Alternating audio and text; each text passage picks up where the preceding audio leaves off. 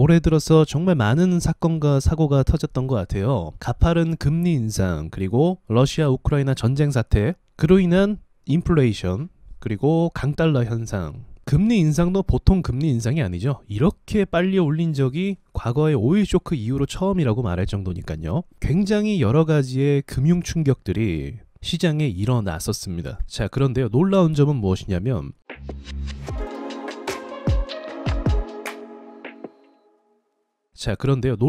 무엇이냐면 그러한 악조건 속에서도 지금 보시는 게 삼성전자의 실적 분석표이거든요. 자, 보시면 일단 매출적인 측면이 중요합니다. 매출을 보시면 삼성전자가 계속적으로 상승하는 모습을 볼 수가 있습니다. 다만 영업이익 부분에서는 아무래도 대외적으로 사건과 사고가 많이 터지다 보니까 지출적인 측면이나 또는 수요적인 측면에서 감소한 부분도 확인할 수가 있습니다. 그래서 분명히 상대적으로 지난 분기와 또 작년 분기와의 비교점을 봤을 때 영업이익 부분에서 손실을 좀 본 것도 맞습니다. 작년과 보통 비교를 많이 하죠. 하지만 주식이라는 게 제가 코에 걸면 코걸이고 목에 걸면 목걸이라고 말씀드렸잖아요. 지금과 같이 여러 악조건 속에서 이 정도 실적을 방어하고 매출은 오히려 늘어났다는 점은 저는 희망적이라고 볼 수도 있을 것 같아요. 하지만 언론에서는 어떻게 이야기하고 있죠? 반도체 수요가 급감하면서 앞으로 삼성전자 증시가 어떻게 될지 모른다. 그리고 작년 대비해서 전 분기 대비해서 영업이익이 많이 감소했다. 이렇게 이야기를 하는 거죠. 사실 이런 것들이 어떻게 보면 다 말장난이라고 볼 수가 있습니다. 과거에 삼성전자가 한 2년 전쯤에 상승을 크게 갈 때, 그러니까 이때를 말하는 거죠. 이때 당시에 삼성전자 실적은 어떻습니까? 실적이 물론 좋았지만 코로나 이슈가 터지고 나서 이 부분에서는 실적이 좋지 않았어요. 그럼에도 불구하고 주가가 계속적으로 상승을 했습니다. 뭐라고 하면서 상승을 했죠? 지금과 같은 코로나 상황 속에서도 매출이 잘 나온다. 오히려 비대면 수업이나 그런 것 때문에 태블릿 PC를 많이 구매한다. 그런데 실제로 태블릿 PC가 많이 팔린 건 맞지만 태블릿 PC가 차지하는 영역은 그렇게 크지 않았습니다. 그럼 이건 무엇으로 설명할 수 있을까요? 이건 심리로 설명할 수가 있는 거죠. 실제 수치나 눈에 보이는 현상보다는 언론에서 비춰지는 모습이 긍정적으로 보이게 되면 심리가 긍정적으로 작용을 해서 주가를 매수할 수 있는 근거를 만들어낸다는 겁니다. 자, 보세요. 삼성전자가 이런 식으로 하락할 때 여기서 어떤 분위기가 조성이 됐냐면 삼성전자 싸다라는 분위기가 조성이 됐습니다. 삼성전자 진짜 싸다. 이거는 기회다. 이렇게 생각을 하면서 많은 사람들이 매수할 수 있도록 분위기가 조성이 됐다는 거죠.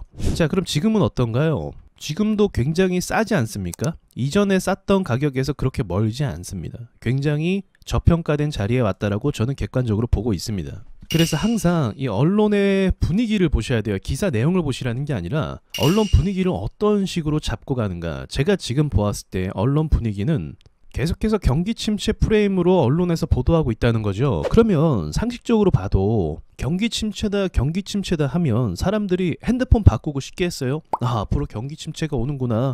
허리띠 졸라 매야 되는구나. 이렇게 계속 압박을 주고 있는데 돈을 잘 벌 것도 구매 의욕이 사라지게 만드는 게 지금 언론의 모습이라는 거죠.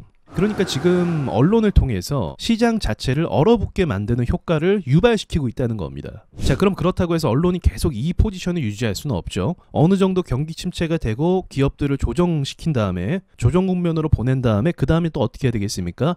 경기가 또 회복되고 있다라는 뉴스와 기사를 또 바꿔서 보낼 가능성이 있어요. 근데 그것은 당장의 이야기는 아니겠죠. 제가 봐도 4분기까지는 이렇게 죽이면서 갈 것 같고요. 내년이나 돼서야 어떤 다른 모습으로 언론이 바뀔 가능성도 있다는 거죠.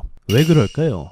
개미 털어야 되니까. 지금 개미들은 평범한 방법으로 나가지 않는단 말이죠. 이래저래 많은 겁을 주고 위협적인 모습을 줘야 어떻게 한다? 매도를 한다. 그렇지 않아도 최근에 여러 여론이 형성된 걸 보니까 많은 사람들이 언론에서 경기 침체 이야기하는 것에 이제 동화가 돼서 이제 앞으로 진짜 경기가 어려워질 거다 이렇게 예상하면서 이야기하는 게 이제 주를 이루고 있습니다. 저는 분명히 말씀드리며 경기 침체가 올 수도 있고요. 안 올 수도 있어요. 저도 꽤 오랜 시간 동안 경제를 봐왔거든요. 그런데 이 경제가 좋아지고 나빠지는 건요. 그렇게 쉽게 예상할 수 있는 게 아닙니다. 왜냐하면 국제 정세에 따라 다양한 변수가 적용이 될 수 있거든요. 특히나 지금은 전쟁이 일어나고 있고 각 국가 간에 날카로운 대립을 하고 있는 상태죠. 이 대립 가운데 어떤 나라는 수혜를 받기도 해요. 경기 침체가 돼야 되는데 이 대립을 통해서 인플레이션을 통해서 어떤 나라들은 수혜를 받고 돈을 많이 벌 때도 있다라는 거예요.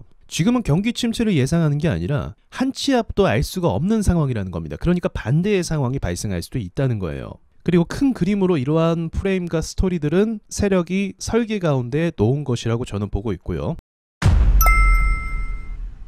그런 관점에서 삼성전자를 분석하자고 한다면 지금 가격이 굉장히 저평가되어있는 자리는 맞습니다. 자, 그럼 이 주식이 강하게 반등을 가려면 어떻게 해야 되는가? 단순합니다. 언론에서 분위기를 바꿔줘야 돼요. 그런데 언론에서 경기 침체를 이야기하면서 미국에 있는 주요 주식들도 밑으로 눌러버리고 있습니다. 테슬라도 그렇고 미국에 있는 애플과 반도체 관련된 회사들도 지금 눌리고 있는 상태인 거죠. 걔네가 그런 식으로 눌려버리면 삼성전자도 갈 수가 없습니다. 왜냐면 큰 그림 안에선 같은 섹터 안에 있기 때문에 그래요.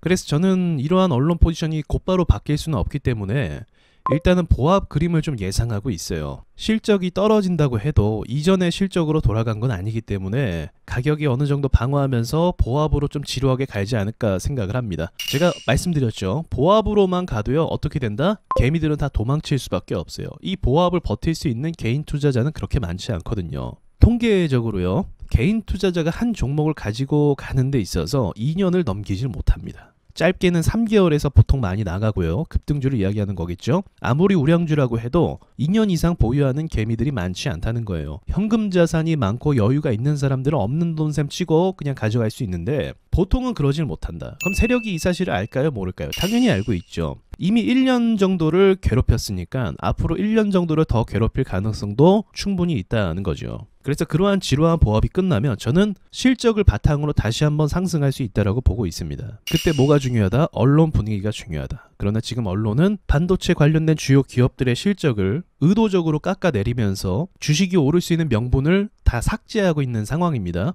이런 상황에서 억지로 올라가긴 힘들고 기술적 반등으로 어느 정도 올라갈 수 있다고 봐요. 그래서 기술적 반등이 나왔을 때 그때 여러분께서 매도하시는 게 좋다라고 저는 보고 있고요. 지루한 보합이 끝나면 그 위에 8만 원까지도 저는 회복할 수 있다고 보고 있습니다. 그러니까 여러분께서 주식을 분석하실 때 단순히 매출만 분석하실 게 아니라 세력들이 어떤 분위기를 조성하는지를 보셔야 돼요. 그래서 그 분위기에 어쩔 수 없이 맞춰서 갈 수밖에 없습니다. 지금은 개미들을 털기 위해서 무리하게 주식을 누른 상태고요. 정말 오래 버티시는 분들께서는 저는 이게 회복이 될 거라고 보고 있으니까 그 지루한 장기전을 좀 각오해야 된다라고 생각하시면 될 것 같습니다. 이상 마치겠습니다. 네, 안녕하세요. 와조스키입니다. 여러분, 드디어 와조스키 홈페이지가 개설이 됐습니다. 와조 인사이트라는 홈페이지인데요. 여러 교육 프로그램과 그리고 시황 분석과 그리고 세력주 종목 분석, 그리고 특별히 세력주 매매 공식 책을 구매한 분들에게 챕터별 무료 강의를 해드리고 있으니까 오셔서 세력에 대해 공부해 보시길 바라겠습니다. 홈페이지 안에 강의는 앞으로 계속 업데이트할 예정이니까 홈페이지에서 뵙도록 하겠습니다.